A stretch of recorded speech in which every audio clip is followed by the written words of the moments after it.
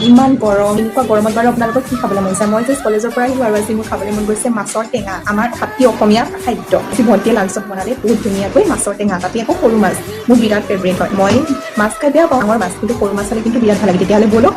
মোৰ লাঞ্চত কি বনিলে আপোনালোকক দেখাই আছোঁ